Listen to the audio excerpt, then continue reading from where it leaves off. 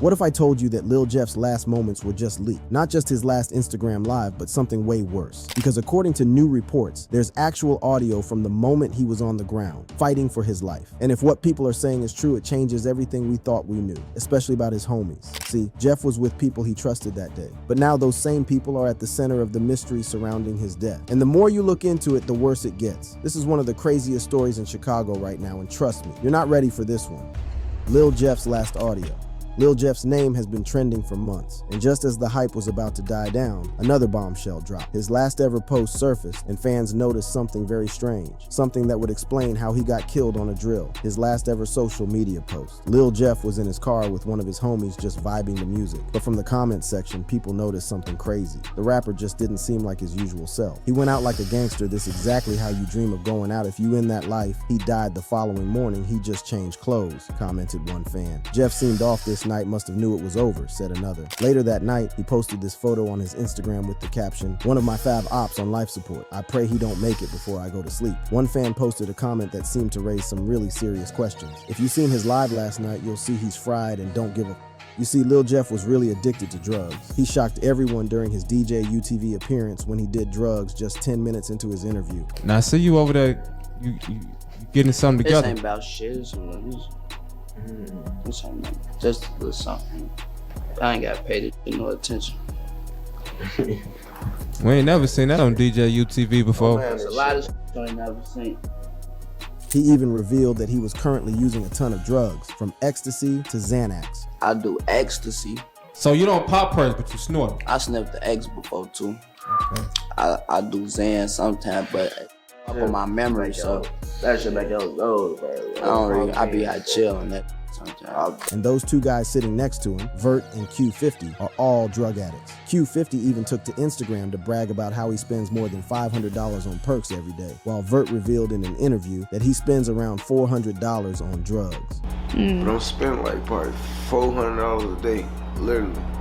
Vert is so far gone that he's often high and fast asleep during some of his interviews. And now, there's even rumor that the day Jeff died, they were all high on something. From Lil Jeff having a false sense of bravado to Q50 tripping and falling like a clown, everything went wrong for them from the start. Even Jeff's alleged killer took to Instagram to roast the Bloodhounds for being junkies, saying, "Why would I want to hang out with Vert? That's a shorty and a goofy. I'm from Trap City, not 79, not Bloodhound. What am I doing hanging with you and perks sniffing crude dummies, little boy?" And maybe the fans are onto something. Jeff might have been alive if he wasn't on them pills. But speaking of Lil Jeff's alleged killer, Trap City Rob, who has become an internet sensation, reports surfaced on Reddit showing that he had his charges downgraded from first-degree murder to a gun charge. Another Reddit post revealed that Trap City Rob was initially arrested for the Lil Jeff murder because a witness placed him at the scene when Lil Jeff died. However, the Chicago Police Department investigated and couldn't prove that he was the actual shooter, so they just dropped his murder charge and gave him a gun charge. A photo of Trap City Rob has leaked onto Reddit, showing him in good shape and in good spirits. It was a relief to his growing fan base, who have been anxiously waiting for news. You see, he has become so popular that he has his own subreddit called Trap City Unk Gang, where there are more than 2,500 members calling themselves nephews.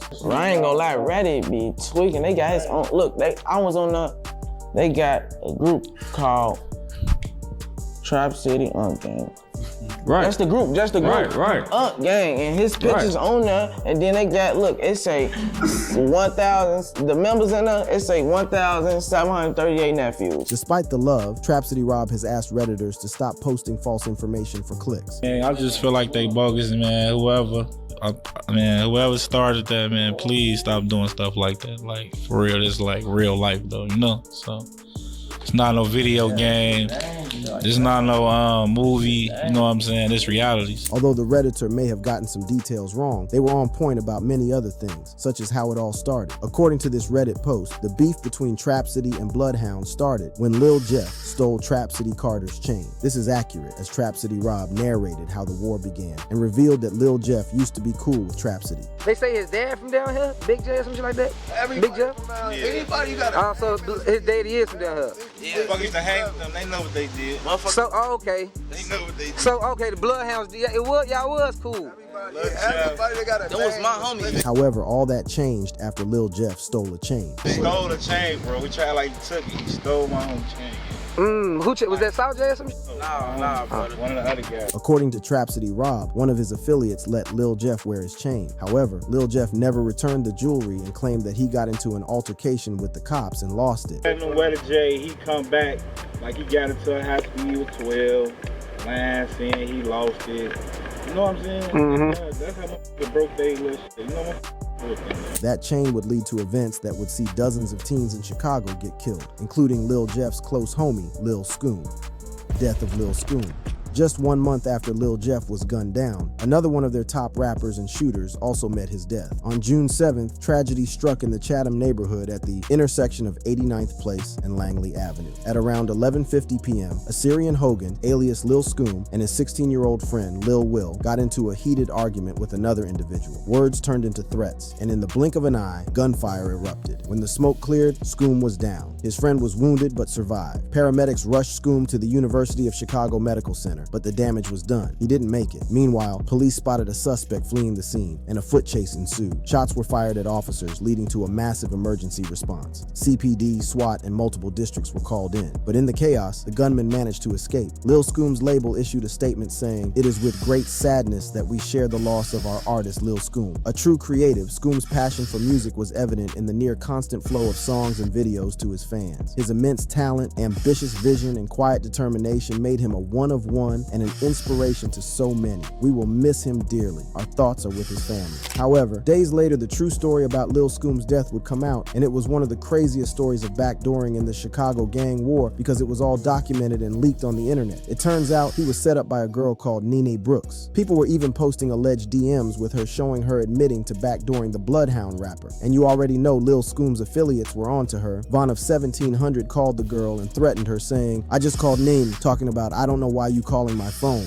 We killing you, that's why." Word on the street is that Lil Scoom was going to get his hair braided at his girlfriend's house where the alleged backstabber was camping at. The girl who was doing Scoom's hair is called Journey, and it was at her crib. In one of the leaked DMs, one of the alleged shooters asks Nene where she's at and if Scoom is at the house. The alleged shooter also tells Nene, "Don't let nobody know you texting me." Nene not only dropped Scoom's location, she was also updating his ops on his every move. Footage leaked showing Scoom, Lil Will, Journey, and Nene walking up to the house. Nene walked slowly behind everyone and is busy on her phone with people speculating that she was busy colluding with Scoom's ops. At first, after the footage was leaked, everyone thought that it was Journey who had done her boyfriend dirty. She appeared too nervous and didn't even have the keys to her own house.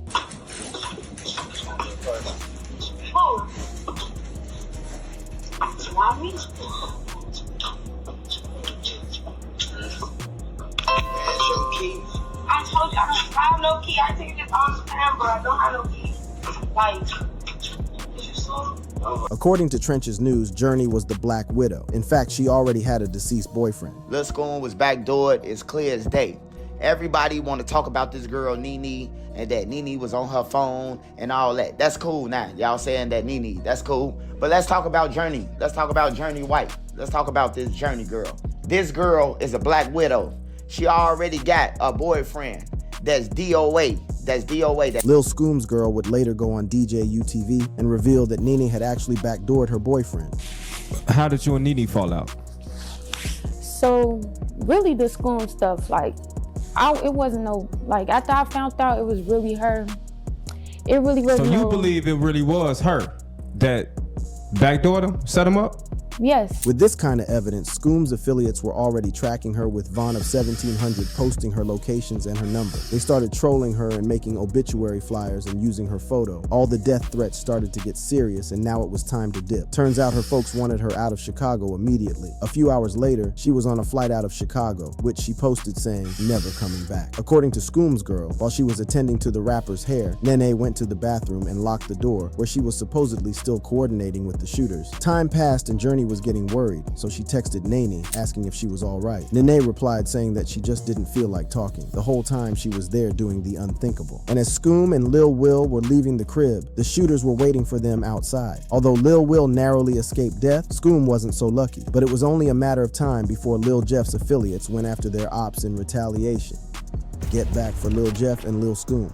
It all started with a cryptic post by Q50 saying, "Damn folks, my big brother, my twin, my other half." Just like you said though, this shit wasn't going to do nothing but make me worse. I'm done crying though. I'm just finna do what you told me to. Soon, it was Lil Jeff's parents issuing threats to their son's ops. Taking to Facebook, he made it clear that his son's death wouldn't go unanswered, and to let it be known, y'all didn't get him. He came trying to get y'all, and what happened happened. But the saga continued. Clear the streets. What's crazy is that while he was alive, Lil Jeff's mom encouraged him to slide on his op. In a now infamous screenshot that circulated online, Jeff himself had once posted a conversation with his mother, revealing just how deep her encouragement ran. "Go ahead, son. Your name ringing bells in the streets," she wrote, seemingly proud of the reputation her son was building by sliding on his ops. In another message, she added, "I love it, sliding on them who slept in the bed with you." This was no concerned mother begging her son to leave the streets. This was a full-fledged endorsement of his thug lifestyle. And Lil Jeff was thrilled by this endorsement. He proudly shared the screenshot with the caption, "All I gotta say is she watched me work that 6T woo." To him, his mother's approval wasn't just validation, it was fuel to keep sliding on his rivals. Well, soon enough, the Bloodhounds had their first target, Trap City Carter. On October 20th, 2024, news outlets reported that a man had tragically lost his life in Chicago. The previous night had seen shots being left off in the city's Oakland neighborhood. By the time it was all over, a man lay bleeding on the pavement, his life slipping away with every passing second. It happened around 8:41 p.m. on South Ellis Avenue, a block that, like so many others in the city, had seen its fair share of violence. Witnesses told police that two men had approached their target, guns drawn, and fired without hesitation. The 32-year-old victim never had a chance. Within moments, the shooters had jumped into a white vehicle and disappeared into the night. Paramedics arrived quickly, rushing the victim to the University of Chicago Medical Center, but the damage was done. The victims had sustained multiple gunshot wounds to the chest and had lost too much blood. Despite the best efforts of the doctors, he was pronounced dead shortly after arriving. The medical examiner identified him as Chevelle Carter. Lil Jeff's affiliates couldn't hide their excitement over his death. They hopped on social media where, just like Lil Jeff, posted cryptic messages that hinted at Carter's murder being get back for Lil Jeff's death. They wanted everyone to know that they had just murked one of their biggest ops. Q50, one of Lil Jeff's closest affiliates, took to Instagram, where he posted 3 blunts and a message implying that he was done sliding because he had avenged his homie's death. Lil Scoom and Lil Jeef Boolin feet kicked up "Now I Can Get Rich. I love and miss y'all." He also captioned it, "P.S. It ain't over." And true to his words, retribution for Lil Jeff's death wasn't over because it was about to get a whole lot messier. Because just a few days later, another person would lose their lives in the gang war. This time, the victim had nothing to do with the streets. On November 2nd, what was supposed to be Trap City Carter's sending off turned into yet another tragic incident in Chicago. News outlets reported a woman was shot and killed while taking part in a funeral procession for her brother in South suburban Dixmoor. She had come to say her final goodbyes, to grieve with family, to honor the life of someone she had loved. Instead, she lost her own.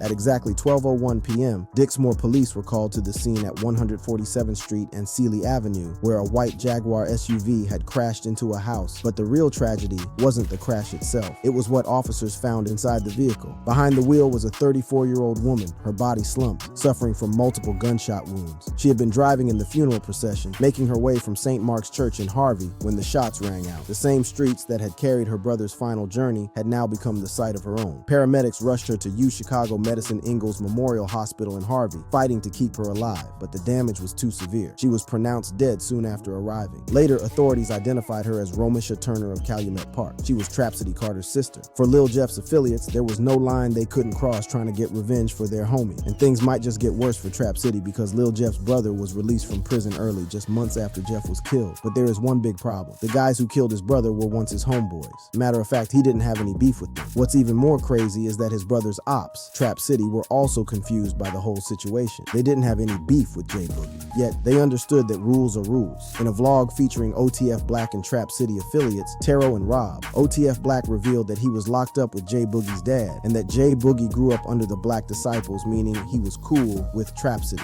Yeah. You know, J Boogie, like J Boogie, under us, that's like shorty, like, I was in the field with this kid. Like, this little Jeff brother, like, on David. I don't know how this gonna play out. And according to Trap City Rob, J Boogie was still claiming Trap City. They say he ain't claiming the hood still. But he Trap City. That's what I'm saying. Like, That shit just all weird, bro. And you over same life, bloodhound. Like you can't. But we already know Trap City and Drill City was the same shit. Bucky and Wood'em, like that's our family. When it was revealed that J Boogie would be coming home 2 years early, everyone was eager to know which side he would align with. Would he join the Bloodhounds, which he had claimed since it was founded, or would he choose his childhood friend? Well, he let the world know how he was moving because he would go on IG Live doing the usual Bloodhound stuff, snorting drugs on camera with Q50. We saw you online, you know, as soon as you got out, you sniffed a perk with Q50 online. Feel. I'm finna sniff one right now. Even in his first interview back with DJ UTV, he said that he and Q50 are pretty tight. Hey, so what's your relationship like with Q50? You know, we saw y'all linked up, you know. Bleed. What you think about Q50? That's like Lil Jeff right-hand man. What I think about him, what you mean? That's Lil Bleed, black, brr. I love him. And since Q50 was among those who saw Lil Jeff take his last breath, you already know that they are talking about sliding for Lil Bro. The pressure to slide for Lil Jeff might start mounting, not only from fans on the internet or his fellow Bloodhounds, but also from himself. What most people don't know is that J Boogie might secretly blame himself for his Lil Bro's death, and the reason will shock you. On the DJ UTV interview, J Boogie revealed that he jumped off the porch at 13. Can you tell us around what age did you jump off the porch? 13, some shit like that. 13, 14, regular age. I've been bad as hell though, you know. And what's sad is that he introduced his Lil Bro to the street life. So around what age did you jump off the porch and start hanging out in the streets? I'm gonna say when I came outside for real, I was like 18. So can you tell us like who introduced you to the street life? My brother. Your older brother, right? Yeah. But J Boogie's rumored revenge plot aside, there's widespread agreement on the internet that Lil Jeff's death was a blessing in disguise because he terrorized the streets of Chicago when he was alive. From harassing homeless people to killing his ops and bragging about it on social media, the dude was a straight menace to society. Lil Jeff the Savage. I'm taking niggas to killing school. Class start next week.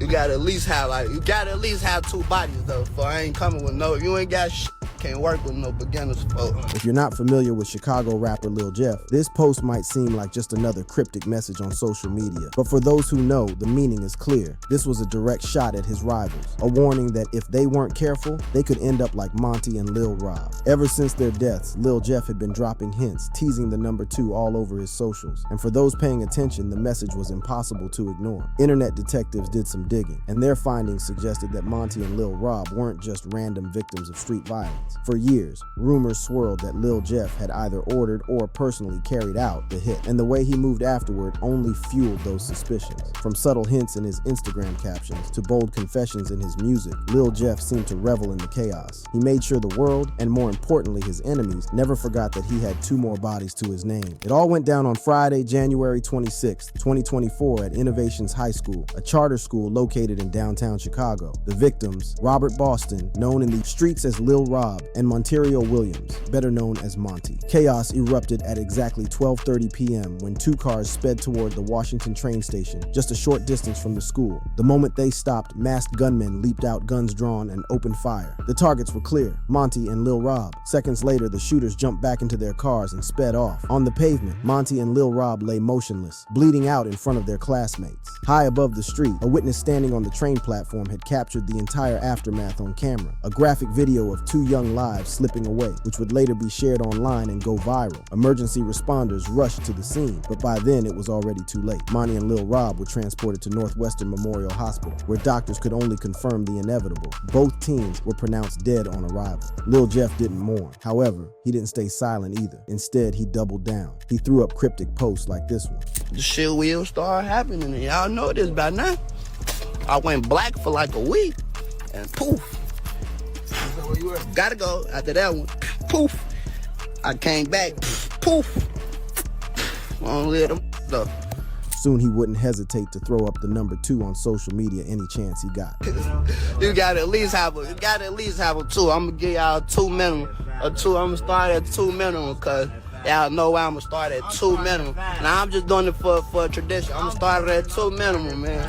Lil Jeff dropped lyrics that left little to the imagination and made sure everyone knew exactly what had gone down. He even got a tattoo of 10 teardrops with 2 teardrops being connected, which according to internet detectives signified killing 2 people in the same drill. The caption was clear: if you know, you know. If you don't, you. To him, it was just another day in the trenches, a deadly game where only the most ruthless survive. And in this other post, he put up a caption of 10 hats, symbolizing how many people he had killed. What caught people's attention are the 2 graduation hat emojis, which according to the internet, symbolized the 2 high school teens. But after his death, speculation of whether he murked the 2 teens was squashed after cops pieced together evidence in the deaths of Monty and Lil Rob, using social media posts, phone records, auto theft reports, and countless hours of surveillance footage to track down the 3 shooters.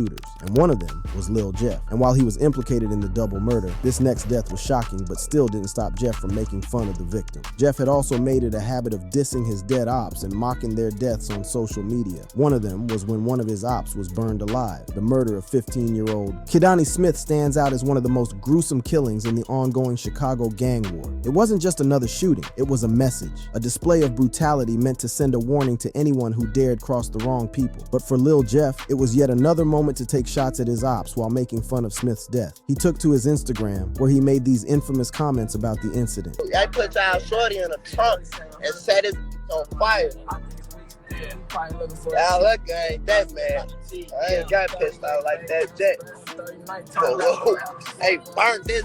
Hell. It happened on December 15th, 2023. At around 2 a.m., Chicago police and fire crews rushed to an alley after receiving reports of a vehicle engulfed in flames. Once firefighters managed to put out the flames, they opened the trunk, and what they found inside was horrifying. The charred remains of a teenage boy. The body was unrecognizable, burned beyond recognition, but forensic investigators later identified him as Kidani Smith, a 15-year-old who had gotten caught up in the dangerous world of Chicago street violence. The medical examiner's report revealed just how brutal his final moments were. He hadn't just been burned alive. No, his killers made sure he was dead before the fire even started. He had been shot multiple times, gunshot wounds in his neck and chest. Then, as if that wasn't enough, they stuffed his lifeless body into the trunk of a stolen car, doused it in gasoline, and set it ablaze. This wasn't a random killing. This was an execution. And for Lil Jeff to make fun of this death just goes to show that at this point, he was numb to the violence around him. He was so numb to the violence that he had no problem killing women. The double murder of 2 gangsters, 25-year-old Desiree McGee, alias D Money, and 19-year-old Lil Deuce under mysterious circumstances, shocked the Chicago drill scene. According to rumors swirling around the internet, a familiar name kept coming up, Lil Jeff, because after the murders, he couldn't keep it to himself. The world had to know. It all went down in the early hours of November 1st, 2023. Lil Deuce and female gangster D Money were sitting in their parked vehicle on the 8,300 block of South Dorchester Avenue. It was supposed to be just another night in the trenches, but in the blink of an eye, everything changed. According to an eyewitness, 2 individuals crept up on the vehicle. Before the victims could react, the gunman opened fire, sending a hail of bullets into the car before fleeing on foot, disappearing into the darkness. It was a hit executed with precision. Lil Deuce, riddled with bullets, took several shots to the chest. Paramedics rushed him to the University of Chicago Medical Center, but it was already too late. He was pronounced dead on arrival. D Money, on the other hand, suffered a gunshot wound to the torso. She too was transported to the same hospital, fighting for her life, but she also succumbed to her injuries soon after. The streets talked, and they were pointing fingers at Lil Jeff because he couldn't resist adding fuel to the fire. Shortly after the news broke, Lil Jeff took to social media, dropping cryptic messages that many believed were a blatant confession. He posted hat emojis, symbols often used to signify a body count, but what stood out was that one of the hats resembled a woman's, possibly representing D Money. While killing his ops and bragging about it on social media is crazy work, it takes a different kind of crazy to threaten a homeless guy with a gun, record it, and post it on the internet for laughs. Well, it seemed there wasn't anything out of bounds for Lil Jeff because he did just that. A video circulating the internet shows Lil Jeff's controversial interaction with a homeless dude on the street. It started off like a joke. I thought Lil Jeff was going to show the homeless dude some love. Maybe he was trying to give back to the street or something. However, all of a sudden, L Jeff pulled out his blick and started threatening the guy unprovoked. I caught me some action. Yeah, what up, Joe? How you coming? You ever seen one of these? You think you can run from this? Get your back. You ain't trying to run. See how fast? I'll get out this car right now. However, Jeff changed his tone and told the homeless guy that he was just kidding. Nah, I'm just playing. Hey. I love you, Bleed. Lil Jeff was a huge problem in Chicago, and although his close friends and family mourned his death, another section of Chicago was over the moon, and maybe, just maybe, he would still be alive if not for his drug addiction. If you enjoyed this video, click on the boxes playing on your screen to watch similar videos.